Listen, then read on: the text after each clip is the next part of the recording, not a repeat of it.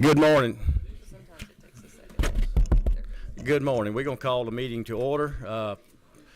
First thing, I'm going to ask Representative Mathis, what number are you? 27. To open in prayer for us. Y'all bow with us. Let's pray. Father, we thank you for today. We thank you for this beautiful day. We just ask you to be with us in the decisions that we make here on this committee. Watch over all the families that are here. Thank you so much for your son, Jesus. In Christ's name, amen. Thank you for that. We did have a sign-up sheet up front. Does anybody else want to come in late and want to sign up to speak to a bill? We can. All right. We're good. We're going to start this morning with House Bill 585. Pro Tem Jones. If you'll.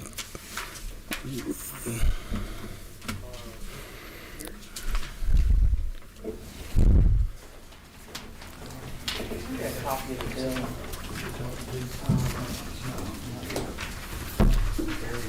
Oh, here we go. Yes. Thank you, Mr. Chairman. Where do you want it? Over there? Wherever you, the podium or the table. It's just. Thank you.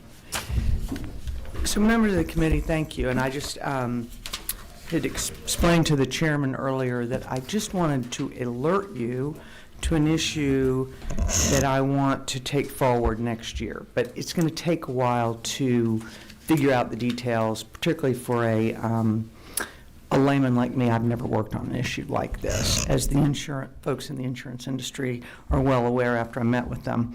But some of you are old enough to know, and most of you are not. Many years ago, if you put insurance on you bought insurance for your car, and say you had a bad driving record, so you're paying a very high rate, you could let it you would not pay on it after the first month or two, and law enforcement didn't know. You'd just show your physical card, insurance card, and it would show, yep, you had insurance for 6 months or a year, but the reality is you did not. So that was solved maybe as much as 20 years ago by a system whereby that information, law enforcement, it's made available to law enforcement, whether you have been paying on your insurance. Is it up to date? So that's been a good thing and has encouraged people to keep paying on their insurance. What has I've been made aware of is there is a gap in that, and there's a loophole. And when you go to buy insurance, most people just buy insurance for the car, so that whoever drives your car has permission, if you give them permission, they can drive your car. It's probably why some of us who maybe had kids in college and we were paying the insurance on that car and we own the car, we would tell our college kids, please don't let your buddies drive the car, because you knew that their driving record, if they had an accident, would then increase your insurance rates. So what's happening with this gap is a person can purchase a policy, for example, that has a named driver. Only Jan Jones can drive this car, nobody else. Perhaps I have an adult child living in the household who has a DUI record or a bad driving record, lots of accidents. So to get a lower rate, it's reasonable. I say I'm the only one that's going to drive the car. I'm sure in most cases that's how the car is operated, just by the named driver. There's an incentive to allow that adult child, in some cases, to drive the car, because law enforcement won't know that the car, when that person, say the adult child, is driving the car, that the car is actually not insured in those circumstances. So if you're in an accident, and they call law enforcement, the police officer arrives, he looks into it, I guess it's called the GICS system. He sees, oh, this car has insurance. He doesn't know that everyone other than one person or two people, if they were operating the vehicle, would not have insurance. The other situation, even more particularly, there are policies that have excluded drivers. This is the one that I came into contact with through a constituent, and so it was a small business owner. he had a number of excluded drivers. He bought the policy. He didn't want their driving record affecting his automobile policy, but he let them drive the car. And they were in an accident. Law enforcement comes up, says, yep, this car is insured. Contact their insurance company. The person contacts their insurance company and says, no, the car was not insured, because excluded drivers were driving the car. So then in those situations, and the situation with the named driver and the adult child, the claim goes to the uninsured pool that all of us pay for. So it encourages folks to, in certain circumstances, under not the best intentions, to utilize these loopholes. And so what I'm seeking to do next year is the same system that alerts law enforcement that you have insurance would also alert them if there was a named driver and if there were excluded drivers and who they were, so that law enforcement would have that information and, number one, could cite them for driving without insurance, which is in all Georgians' best interest to encourage folks to have insurance, and number two, to protect uninsured coverage so that it doesn't actually drive up the rates for that. So I'm happy to answer any questions if you have any. Number 24, President Martin. Thank you, Mr. Chairman, and thank you, Madam Pro Tem, for the bill. We see the slide. I'm in the, obviously we train young drivers. We see a lot of these 16, 17, 18-year-olds, especially as they start, especially as they start headed to college. That becomes a kind of a way, do they have a car? Do they need a car? Is it being calculated on the insurance for the parents? Even though they have no real bearing, this person has now left the coop per se. So I think this is a great bill. It's well needed. It's one of these complaints that I get from parents a lot, as they're looking at these insurances. So thank you for bringing the bill. I think if appropriate time, I'd like to make a motion. I wanted to emphasize, I can't vouch that the language in the bill exactly will do what we want. I believe it does, but I met with representatives from the insurance industry who were very helpful.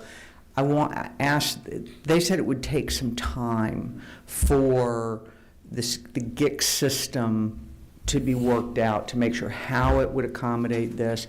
I feel certain it can be. It's already got information that's being sent to law enforcement. I also wanted to know how other states have handled this. I feel pretty sure we can't be the only state where somebody randomly figured this out, looked at this. I was talking to a senator just prior to the meeting. He ran into one of these instances himself in the last year. So it's happening. I don't know with what frequency, but we'll find out once we get it solved. So I'm not going to take the bill forward this year, but I appreciate it. I'm going to make sure that we have the language right next year, and in particular with the help of, I guess, the Revenue Department and the insurance industry. Number 18, Representative McLean. Thank you, Mr. Chairman, and thank you, Madam Pro Tem. I love it. I guess my question is, I was on the excluded, and then all of a sudden they want to take me off. Can I be taken off or the excluded list? So I would think, and again, we'll make sure, but I would think that no different than changing that with your insurance agent, it would be no different than if you changed insurance companies as to where you have insurance. That information is put into that system, that GIC system. So it's kept up to date now with whether you have insurance or did you let your policy lapse. And so that would be the goal, that it would be kept up to date with all of this information. Yeah, that was my only question. Yes. Is that I'm excluded, and now 4 or 5 months later, I That's could be right. included. So that's a good point. We'd want to make sure that it is kept as up to date as whether or not you have insurance. Thank you. I thought you were going to ask about mopeds.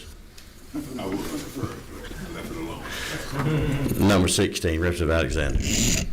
Thank you, Mr. Chairman. I guess that was my questions too. What is the insurance commissioner saying about the uninsured motorists, how it ties in? What is the Department of Revenue saying? More about the gig system. Those were some of the questions that I wanted. So I'll be looking into all of that over the next year, but it is, this is, to me, it's really an information that would be available to law enforcement through a system that they currently are informed as to whether or not a person has valid insurance coverage. So it's just adding a little bit more information to that.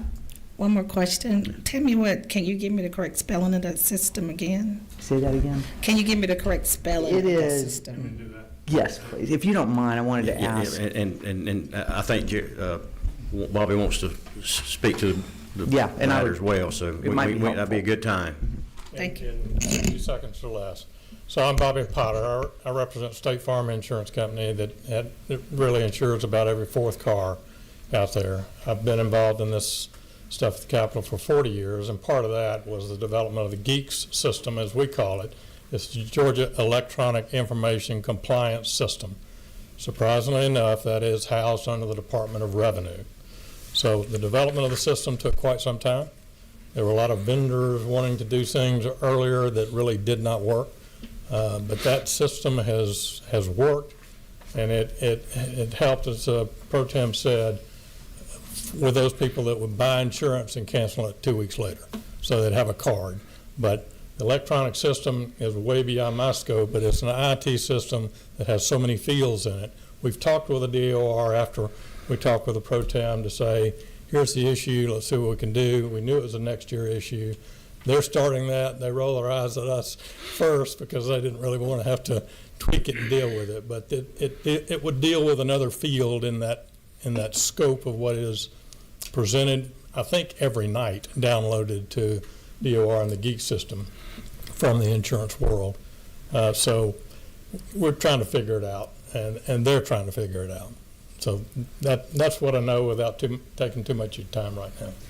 That's what it's going to require, making sure that the Yes. system, the IT system, can accommodate us. I will just mention the penalties that I put in the bill are identical to the penalties if you don't have insurance, because you were in effect driving without insurance.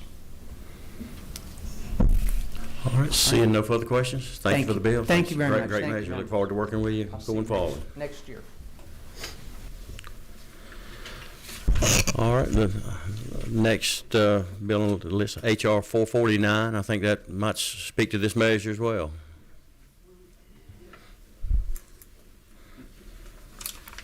Morning, Mr. Chairman, members of the committee. Bring to you today House Resolution 449. I want to thank Judge Jackson, Chief Judge of the Atlanta Municipal Court. He brought this to my attention. Of course, I've seen it in practice, Mr. Chairman. Right now, we have apparatus across different cities and different jurisdictions in this state to where folks can pay traffic citations online without having to appear in court.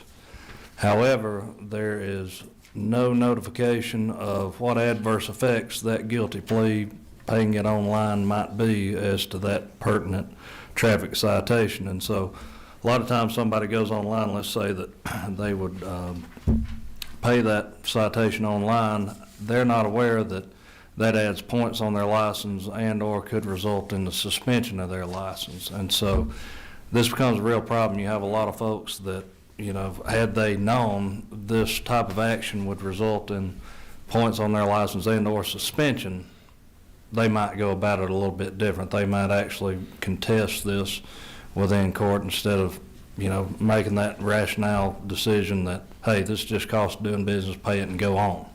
And so this, Mr. Chairman, is the aim of this bill. As you'll see, it's been a long time since this was enacted, and I think this would help modernize and make sure that Georgians know that these decisions may adversely affect their license, their privilege to drive on the roads of this state. All right, number 26. That's a. Excuse me, I'm good. You're good? All right. He waves. number 18, Representative McLean. Thank you, Mr. Chairman. I guess Judge Jackson, he's a good judge. I've known him a long time. My only concern is, I guess, this won't increase anybody administrative cost or anything like that, or it cost me more to go if I got to do this online. I mean, if I've got to show up or anything like that. I mean, in theory, it wouldn't. It'd probably save you money, especially with increased insurance cost, if you went ahead and paid this online, not knowing the consequences of that action. I mean, this could very well be something that would save people money. So you think it will save people money? I think it would. Thank you, Mr. Chairman. All right, do we have any other questions for the author? If not, I think we have a couple people signed up to speak to it. Gary Jackson, if he'll come to the table or podium, whatever works best for you. And Thank you, Mr. Chairman. Although I've been a judge in Atlanta full-time for 25 years, I'm not the chief judge, nor do I want to be. It's too much work. But let me emphasize the chairman's statement. I'm here today as an individual, not on behalf of my court, not on behalf of my counsel. But the system that we use was created in 1966. It's called the Traffic Violations Bureau. It's optional, but every court in Georgia that handles traffic jurisdiction on a regular basis has a TVB system. Municipal courts, magistrate courts, probate courts, and they set it up with a standing court order. And they put a list of fines. And actually, believe it or not, you're posting a bond, and if you don't come to court in the day of your ticket, they forfeit the bond, and they send the results to the Department of Driver Services. And by law, it's treated as a guilty plea, which means if you've had an accident, not only are you pleading guilty, but you're admitting liability. So if you get sued later, say some soft tissue case, one of these advertising lawyers sues, the judge is going to tell the jury in that case, the defendant admitted guilt. And the poor defendant says, well, I just couldn't get to court that day. All I want to do is pay the fine. And now they're in a hole. And we see this a lot. Johnny and Jenny get a ticket, 80 and a 55. They're going to pay it so mom and dad don't find out. They pay it online. They're under 21. Surprise. That's a 4-point offense. Their license is suspended. Or they're applying to college, and the college is asked, has your license ever been suspended? Yes. Well, they don't get accepted, or their acceptance is withdrawn. And they file all these motions to set aside all this. I didn't know. And the other side of the equation is victims, like the pro tem mentioned earlier, and I see this regularly. There's an accident. They show an insurance card. The defendant who caused the accident pays it online. Now it turns out either the card was no good, the premiums weren't paid, or they never reported it. So the victim's coming into court to make the victim impact statement, but there is no court because they paid it online. Now, there are only very few cases by law that are required to be in court, even with a standing order, and those are DUI and racing and things where we have an automatic suspension, any speed more than 30 miles an hour, license tags, and driver's licenses. What does that mean?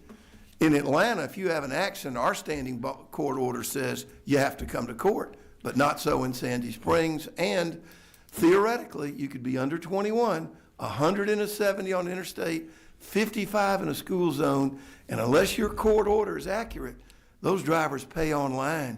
There's no prosecutorial supervision. There's no judicial supervision. And frankly, we need to talk to those folks. It's a dangerous situation. Judge, I'm going to cut you off. But Well, that's pretty much it. Okay, I didn't want to just. I mean, it's we got several other. It's measures 59 behind us. years old. There's no Miranda warnings because by law, the TVB was created 3 months before Miranda was ever passed. So we want to study it and bring everybody to the table like we did with Governor Deal's criminal justice reform, and we all can come up with a system we can use. This is just a study committee. We do have a question, number 24. Representative Montagne. Thank you, Mr. Chairman. And Judge, thank you for your testimony. Obviously, you've been doing it a while. We've had many conversations under the Gold Dome about the many issues with traffic violators. Can you tell me, wouldn't it be beneficial to somebody who's doing this mail. We have who's mailing in a payment for one of these. I'm sorry, mailing in a payment for one of these, or maybe they're paying it online.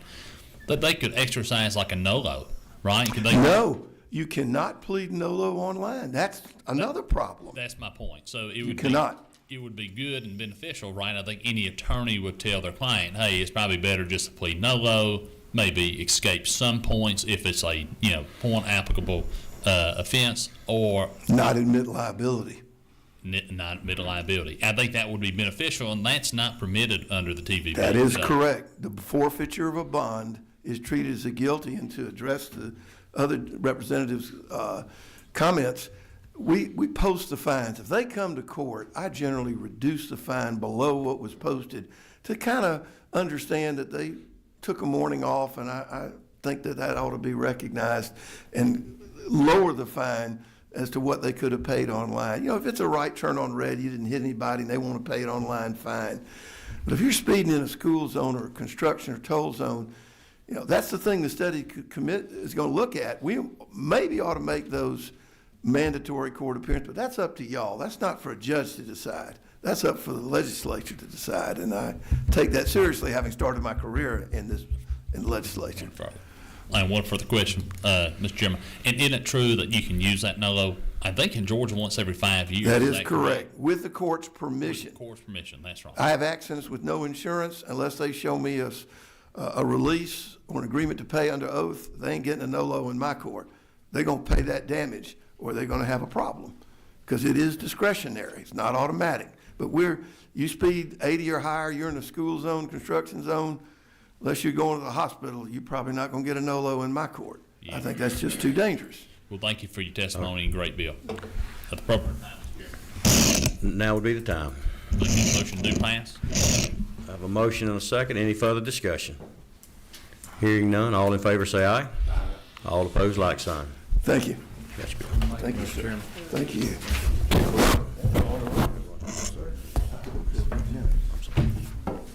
Was she for? She was for. All right, next measure on the agenda, SB 84, Senator Albers. You want podium or the table? What's your? Come right here.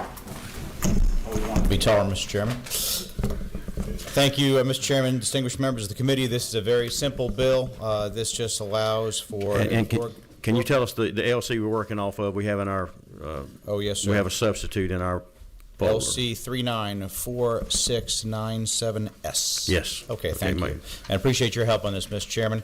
This is a simple bill to allow for new license plate for organ donation saves lives. As most of you know, it's very personal to me, as well as Representative Rick Townsend, who donated a kidney to his daughter. This would help us to create a license tag to create more awareness, and hopefully that'll help people both to mark their driver's license accordingly should they be a deceased donor or consider being a living organ donor. Great bill. Do I have anybody have any questions for the author? Number 2, Chairman Prince. At the proper time, I'd like to make a motion to pass. All right, seeing no, number 18. Thank you, Mr. Chairman. And I would say, Senator Albert, thank you very much for bringing this bill too, because it is something on my driving license, I have a organ donation, and I'm also on the board of the LifeLink. So I want to say thank you very much, and I will be supporting something like this. Definitely. Thank you so much. All right, I think we have a motion. Do we have a second? We have a motion and a second. Any further discussion? All in favor say aye. Aye. All opposed, like sign. Thank you, Mr. Chairman. And could I bring this rules form up and get your Absolutely. John Hancock? Absolutely. Thank you so much. We That's a prepared man.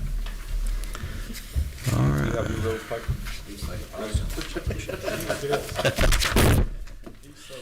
He's so prepared. That's what I like, yeah. He probably I'm gonna bring mine. All right. All right. All right. Next measure. I think we're going to let's get down to SB 291. If we'll, Is that my bill? that would be you. I don't even remember the number, you know? What day is this? Thank you. Well, I think you'll recognize the language in this bill. This is a license plate bill as well, and it actually has two parts. It came out of the Senate with an amendment on it for the organ donor language that you just passed. But the first part of the bill is the America First license plate that we passed last year. This committee passed it in the House, and the Senate passed it, but it didn't make it to the floor of the House. It's on sine die. So we're just asking that we pass it again this year. It's got the American flag, beautiful, gorgeous American flag on the license plate, and then the word America First across the bottom. Number 24. Thank you, Mr. Chairman. I was just going to ask, do we still want that organ donor language on there, or because you've already got it on the other bill? And that was going to be my question. We pass it, we can amend it, or we can leave it. That's up to you. If the language that you just passed is the same, then it doesn't cause any kind of conflict, but when it becomes law. So It does seem to be the same. I think leave it as is and let it ride, and it suits me. Whatever you guys want to do. Y'all are the smartest people I know right here. No, let me refer to my lawyer. Not exactly the same, because the current bill has the 1,003 pays language, so it's sort of up to you guys if you want to. They'd both be codified because they're not exactly the same, so that You'd have conflict. You'd have two sitting there, so. You could take that language out on the Albers language, and Let's- just leave mine as To original. simplify it, I think that would be Yeah. probably the best That's thing to do. You may make a motion, then make an amendment, All right, I think we're at the posture for a motion on the make a motion to bill. pass. We got a motion to pass. Do we have a second? Do we have a second on the bill? All right, now we need a motion Okay, on make a the motion. amendment to, we're removing lines 26 through 32. That's Would that be right. correct? And the title would need some, And the title as well, yes. yeah, that's great. Second motion. All right, do we have a motion to that? Yeah, make a motion For on the the amendment? amendment. And Got a motion and a second on the amendment. Now we will vote on the amendment. All in favor say aye. Aye. All opposed, like sign. Okay, now we have a motion on the bill, so vote, all in favor of the bill as amended, say aye. Aye. All opposed, like sign. Bill passes. Thank you. Appreciate y'all. All right, one other measure this morning, Senator Kilpatrick, SB 160. Yes, please. And I think we're just going to do a hearing only on this morning. Up to you, Mr. Chair. We'll Thank you, Mr. Chairman and committee members. I'm working off of LC 394601, which is the original bill. You guys probably know that reckless stunt driving, including laying drags, making donuts, and all of those things, is something that the General Assembly's been working on for several years. And that's because the behavior is not only dangerous, but it ends up causing fatalities, about 150 a year across the country. Senator Emanuel Jones brought legislation on this previously that passed, and yet the behavior has continued in many parts of the state, especially urban areas. This bill very simply provides that if a person is convicted a second or subsequent time of reckless stunt driving, a court is authorized to order installation of an intelligent speed assistance device, known as an ISA, on the vehicle operated by the offender, which limits the speed to no more than 70 miles an hour. After this bill passed the Senate almost unanimously, I got more information about variable speed devices, so that I spoke with Ledge Counsel, who our lawyer is sitting over there, and what we talked about was addressing this by maybe changing line 32 from 70 miles an hour to 20% above the posted speed limit, because obviously a 35 mile an hour zone is a lot different than a 70 mile an hour zone. These ISAs have been used in Europe for many years. This technology is decades old, and there are a number of vendors that do this equipment, including at least a half a dozen that do the variable speed devices. States are beginning to use this tool to control excessive speeding, especially street racing.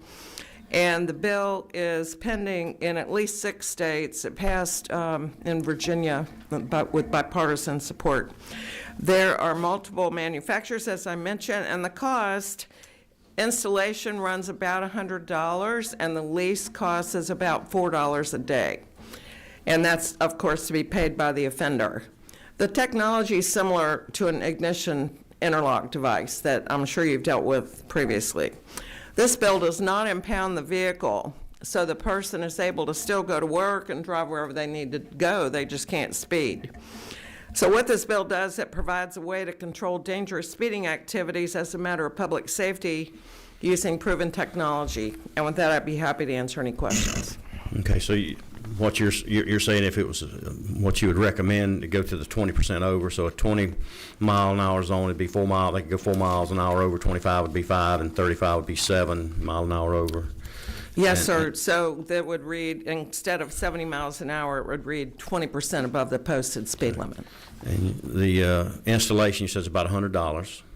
Yes, I mean, if you add it all up, it's somewhere between $200 and $1,600, depending on which device the judge would choose to use total.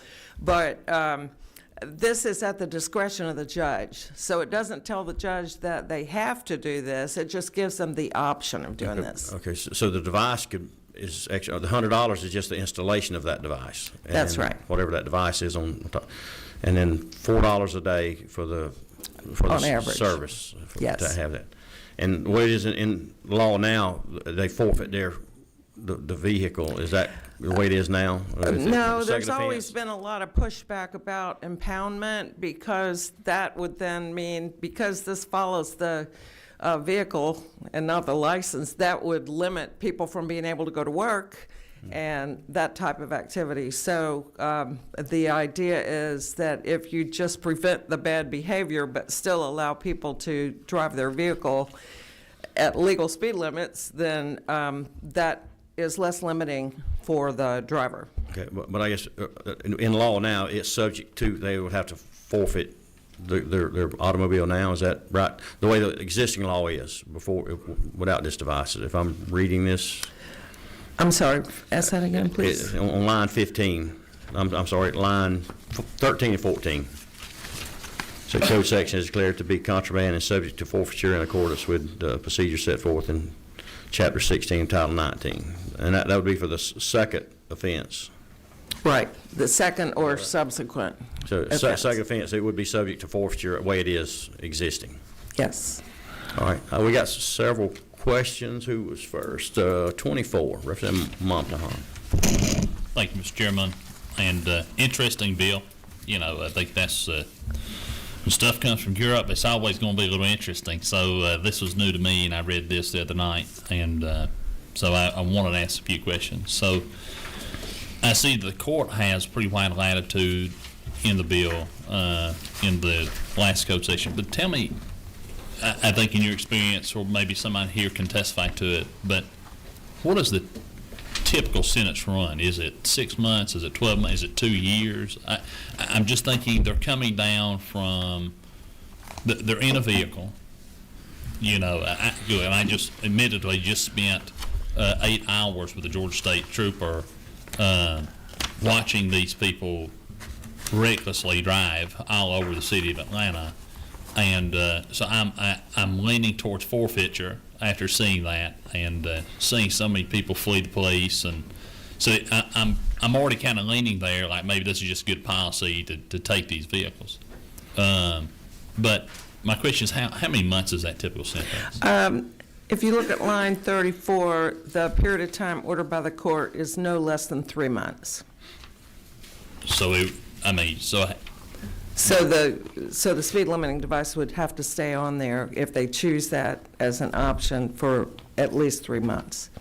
And certainly could be longer, depending on the case. Severity. Okay, thank you. I'm just trying to, Mr. Chairman, understand if you know, we're on one side of the spectrum, and I understand where you're trying to go. Maybe that's not enough, you know, for this kind of violation. I'm just trying to think through the policy, it's a big change, right, in the policy of the Georgia General Assembly, I think. And I think, was this part of Governor Kemp's initiative several years ago to crack down? Wasn't the forfeiture part of that? I'm not really sure. I'm not sure that we were really very aware of this technology several years ago, but I guess my question, Senator, isn't it true that the underlying language is part of Governor Kemp's initiative to seize these vehicles for this reckless stunt driving just 2 or 3 years ago? I believe that's correct, and we did, of course, pass that legislation. Sure. And I think the sort of key to this is that the judges don't really have this option at the present time under our current law. And so we're trying to give them another way to handle this dangerous behavior. Let me ask you, Senator, but we are getting, and if I may, Mr. Chairman, I just have so many questions. But we're eliminating the ability for them to forfeit. We're not. I'm sorry, what? So we're eliminating, under this code section, their ability to forfeit the vehicle. Right, so we're getting rid of the forfeiture, and we're adding the intelligent speed assistance device. We're not adding that as an option. It's not. Yeah.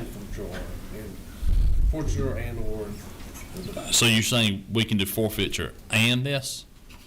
I don't see that in the bill, I'm sorry. That's what you're saying. It's not, Yes, it's that's not what I'm saying, that's correct. So I don't see this as adding an option, I see this as removing the option. And I guess my follow-up question that would be, what has the governor's office said about kind of changing this thought on the forfeiture side of it? I reached out to them about the bill, and they didn't really have any feedback on it either way. Okay, all right. The last thing I just asked, Mr. Chairman, if I may, I just have a question, and that is, has there been any studies on behavior modification? I know with interlock devices, during the period in which they're being used, there is a dramatic behavior modification. But after the deinstallation of such device, the behavior modification goes away. What I would say about that is that whatever we do doesn't work a lot of the time. So in other words, license suspension, for example, we know that 75% of the people are still driving after their license is suspended. So, I mean, there's only so much you can do to legislate behavior, but this is another tool to, protect the citizens. And to be very transparent, I have a child who lives in Midtown, and I can tell you that the area around 16th Street is like a drag strip. Mm-hmm. And so that's how this first came to my attention. And then I did talk to Senator Jones, this was his legislation a few years ago. Do you think that, if I may, Mr. Chairman? One more. I'm sorry. Do you think that maybe it should be a longer minimum then, if we're trying to really change? I guess we're going from forfeiture, right, which I would hope takes some of these stunt cars off the road, because you got to understand these folks are, they're supercharging these things, they're laying drag. I mean, if you're laying drag at 45 miles per hour on I-20, I-75, that's a supercharged vehicle, right? So is this something that we want to extend or change the minimum there? I think that would be up to the committee to decide, and I'd just like to give the judges latitude. And so if the committee thinks that a different length of time is more appropriate, I'd be very open to that. Well, thank you for those questions, Mr. Chairman. A lot of questions I asked. Absolutely, good, great questions. That's why we're here. Number 26, Chairman Smith. Thank you, Mr. Chairman. I too agree. I hate to take away the forfeiture of the vehicle to put this device in, but that's the will of the committee. But if it's a minimum of 3 months, does each court, each presiding judge, just after that 3-month period, they can choose how long it needs to be on there, so we don't have any standards for them to go by, so it could be something different in every county, maybe? I mean, how would that work? Well, I think as with everything else, the counties, there's a lot of variability into how this plays out in urban areas versus rural areas. And so I think making it broad enough that it gives different counties latitude to handle it however they see fit is wise. Okay, thank you, Mr. Chairman. All right, number 18, Representative McLean. Thank you, Mr. Chairman. And I guess my question is, you say the cost of the device is between $100 and $1,600? Well, if you break it down, there's different information out there, but the cost of the devices is from $200 to $1,600. But if you break it down to how much it costs per day, it's $100 for installation, and then the devices are leased $4 a day, average. And I guess on line, I want to say line 39, Department of Revenue, what would their responsibility be, and who would police this? I mean, I'm just, because you said it would be a misdemeanor, I think. Correct, but they would have to have a record reflecting that the motor vehicle can only be operated with a device in place. Okay. So who would, I'm just trying to see who would police it. You telling me I got to have a device in place. I'm just trying to figure, if I don't have this device in place, I guess it'll reflect on when they stop me. I'm just trying to, what would take place. Are you saying if somebody, Yeah, if he's ordered by the court, I guess, to install one, and he doesn't install it, and he's still driving, what's stopping him from doing that? And if he doesn't get pulled over again, he's... well, according to the bill, it has to be installed within 10 days of the order, and it's not something that I think people can just remove on their own, nor can they override most of the devices. Thank you, Mr. Chairman. All right, number 24, Representative Montahan. Thank you, Mr. Chairman. And now I have another question. So is the intent of the bill, so let's say that a person owns multiple vehicles. Is the intent of legislation to install this device on every vehicle that they own, or only the vehicle in question? This tracks the vehicle that's involved in the offense rather than the driver or other vehicles that the person owns. So the driver could still drive another vehicle that was not using the offense? They could. And they could drive it in excess of? Yes, and then the same rules would apply if they have conviction in the other vehicle. But they could drive well over the 20%, and I know we haven't made that amendment. I'm just trying to, I'm trying to contextualize this, Senator, and I'm sorry, so that it would not prevent them from driving another vehicle, fast or? That's correct. Okay, thank you. No other questions? Senator, I don't see any other questions, but I'd like to work with you offline and answer some of these issues maybe in a sub to come back. We'll have another meeting next Tuesday, 8 o'clock. If that. I'd be happy to be here. All right. Thank you. Let's do that. All right. The meeting is adjourned.